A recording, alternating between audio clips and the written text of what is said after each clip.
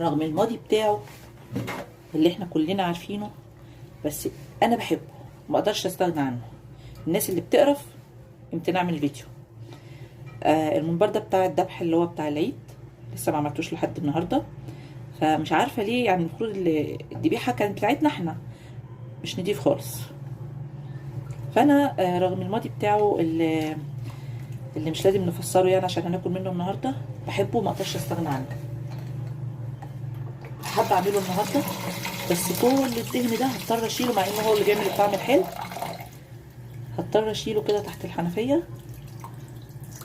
لو حد عنده فكره بيتشال ازاي بسهوله، بصوا انا بحب كمان اقشر الحته دي، وكله كده هشيله مع بعضه.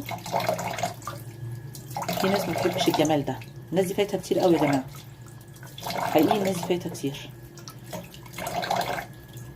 بحب اقشر برضو القشره دي، الدهن ده اللي بيبقى عامل الطعم، بس للاسف هضطر اشيله كله عشان مش نضيف. وبعد كده راح قلباه ومكحتاه بالسكينه حته حته عشان يبقى ايه، ننسى اللي كان بيحصل فيه.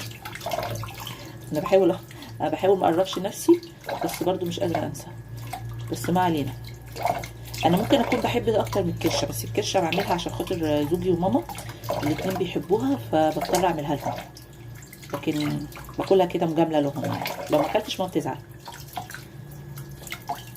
فهبتدي انضفه كده واعمله النهارده فاغلقه فورنا يعني اهو كده.